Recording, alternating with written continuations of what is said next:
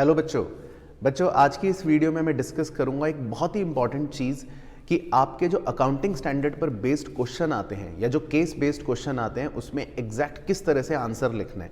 क्योंकि एक बहुत बड़ी प्रॉब्लम आती है बच्चे के साथ कि वो अकाउंटिंग स्टैंडर्ड की थ्योरी तो समझ जाता है, उसको कहानी तो पता होती है, लेकिन आंसर कैसे लिखना है, क्वेश्चन जो पूछ रहा है वो 5 नंबर हमें कब देगा, ये बहुत बड़ी दिक्कत आती है जिसकी वजह से मार्क्स कटते हैं। और आपके न्यू कोर्स में आप जानते ही हो कि अकाउंटिंग स्टैंडर्ड की बहुत अच्छी खासी वेटेज है और बहुत सारे क्वेश्चंस उस पर बेस्ड होते हैं।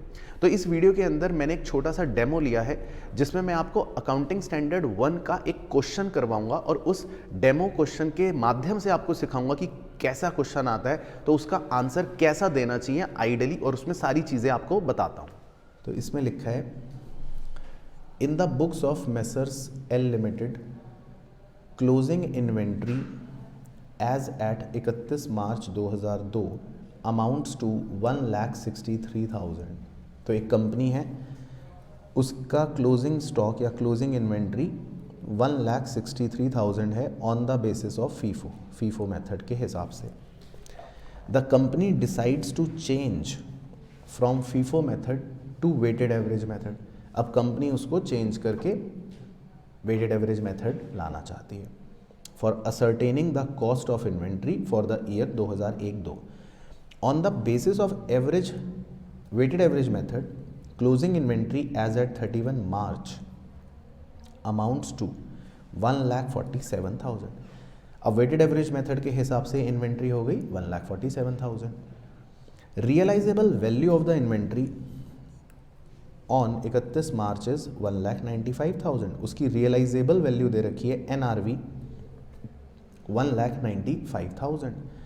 Discuss the disclosure requirement of change in accounting policy as per AS1। कह रहा है AS1 के हिसाब से। अब देखो एग्जाम में कई बार वो ये भी नहीं देता, वो तो चलो आप तो हेडिंग डाल के पढ़ाई करते हो कि आज सर AS1 पढ़ा रहे हैं तो आज के क्वेश्चन AS1 के होंगे। एग्जाम में वो ये भी मेंशन नहीं करेगा, तो आपको तो क्वेश्चन पढ़ के खुद ही पहचानना है कि वो कौन सा AS है। एग्जाम का क्वेश्चन तो खाली यहाँ तक रुक जाएगा कि discuss the disclosure requirement as per the relevant AS, बस वो ये लिख देगा। तो आप इसको तो काला कर दो, मानो ये है ही नहीं अभी, ठीक है। अब देखो एग्ज़ाम में ये 5 नंबर का क्वेश्चन आता है, ठीक है, बड़े ध्यान से सुनना। आपको एक चीज़ सिखाऊंगा आज जो यूनिफॉर्मली पूरे कोर्स में आगे काम आता रहेगा, वो ये कि आपको आंसर अब लिखना कैसे है, ठीक है। अब आप इसका आंसर कैसे लिखोगे, छोटा बच्चा जो होता है वो कैसे लिखेगा इसका आंसर, वो तो डायरेक्ट आंसर मुंह पे मार देगा एग्जामिनर के, ले ये है ना। लेकिन आपको ऐसा नहीं करना है। आपको जब भी आंसर लिखना है, अभी मैं दिखाऊंगा अभी, फिर आपको होमवर्क में करना भी होगा, बट आप ध्यान से सुनना। जब भी आप आंसर लिखते हो, खासकर अकाउंटिंग स्टैंडर्ड्स का, तो आपको हमेशा ऐसे स्टार्ट करना है, एज पर AS1। मतलब अगर आपको AS याद है तो जैसे हमने क्वेश्चन पढ़ा तो आपको तो अभी तो पता ही है AS1 का है, लेकिन मैं वैसे सिखा रहा हूँ तो आपको पता लग गया कि ये AS1 का क्वेश्चन है।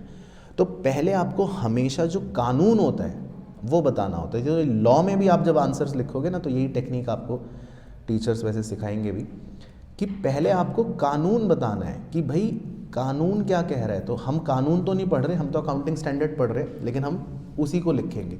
तो हमेशा हर आंसर की स्टार्टिंग में आप कैसे करोगे, एज पर AS1, फिर जो भी बात कही गई है।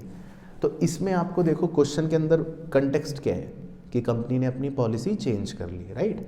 तो आपको इसमें वो चेंज वाली जो अंग्रेजी लिखवाई थी ना कि रट लो, ये वो याद है पॉइंट, अभी वो चेंज वाला पॉइंट था ना कि पॉलिसी चेंज हो गई तो ये है तो वो डिस्क्लोज कर दो, ये कर दो। तो आपको थोड़ा वो कंटेक्स्ट उठाना है एज पर AS1। या अगर आपको अपनी लैंग्वेज भी लिखनी है, समझ रहे हो पॉइंट, तब भी स्टार्टिंग ऐसे ही करना कि एज पर AS1, कि AS1 के अनुसार अगर हम पॉलिसी चेंज करते हैं तो कंपनी को वो डिस्क्लोज करना पड़ेगा और उसका जो भी मटेरियल इफेक्ट पड़ता है उस अमाउंट को भी डिस्क्लोज करना पड़ेगा। ये अपनी भाषा में भी लिख सकते हो। तो पहला स्टेटमेंट आपका क्या आएगा कि एज पर AS1 क्या है। फिर उसके बाद आपको गिवन केस पे आना पड़ेगा। तो कभी भी आप सीधा आंसर पे मत कूदना, नहीं तो 5 नंबर नहीं मिलेंगे। तो पहले क्या लिखना है आपको, प्रोविजन, कानून क्या कहता है, और फिर हमेशा अब इस केस में क्या हो रहा है। तो अब मैं ये आपसे पूछूंगा, तो अब आप बताओ, अब मेरा आपसे डिस्कशन है कि इस केस में एल लिमिटेड जो कंपनी है उसने जो करा वो तो आपको दिख ही रहा है, आपकी आंखों के सामने है। तो अब आप मुझे बताओ कि क्या करेगा आप सीए साहब, क्या करें हम?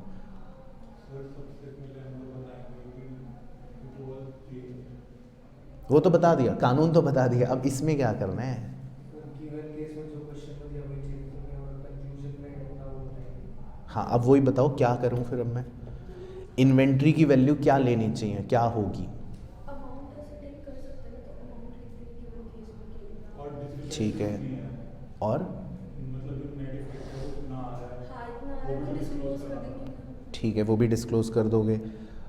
अच्छा, फिर एक क्वेश्चन मेरा ये है कि क्लोजिंग इन्वेंट्री की वैल्यू क्या होगी अल्टीमेटली, सर 147। और वो कैसे पता चला? सर क्योंकि हमें वेटेड एवरेज फॉलो करना था उससे। राइट, तो हमने जब अपना मेथड चेंज कर दिया तो नए मेथड से हमारी नई कॉस्ट क्या आ रही है?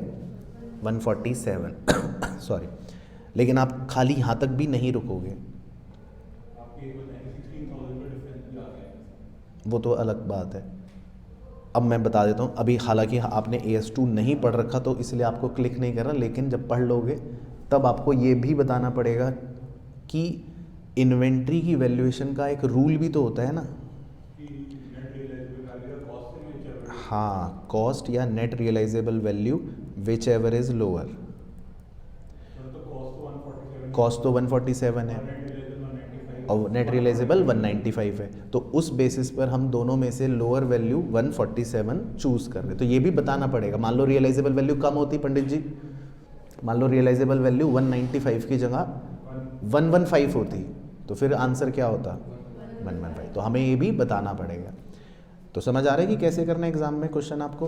तो मैं आपको दिखा रहा हूँ, मतलब सिर्फ कंटेक्स्ट के लिए करना आपको होमवर्क में अपने यहाँ। तो देखो इसका जो ये एक आंसर है जो आप अभी देख रहे हो अपने दाहिनी तरफ, तो शुरू में जो इतना पैराग्राफ है वो क्या बता रखा है? एक तरह से स्टोरी की AS1 क्या कहता है ना। और फिर उसके बाद जो अगला पैराग्राफ है बेसिकली वो इस, हाँ, कंक्लूजन है इस वाले केस का। तो देखो, कंपनी अपनी इन्वेंट्री को लोअर ऑफ कॉस्ट और NRV पर वैल्यू करता है, वो नियम आ गया। फिर कंपनी ने अपना मेथड वेटेड एवरेज में चेंज करा, वो बात आ गई। और फाइनली इस पॉलिसी के चेंज की वजह से प्रॉफिट और वैल्यू ऑफ इन्वेंट्री 16,000 से कम हो जाएगी, जो आपने बताया कि जो चेंज हुआ हम उसका इफेक्ट बताएंगे, है ना। क्योंकि पहले क्लोजिंग स्टॉक था 163 का, अब 147 का हो गया। तो आपका जब क्लोजिंग स्टॉक कम हुआ तो प्रॉफिट भी कम हुआ, 16,000 के डिफरेंस से।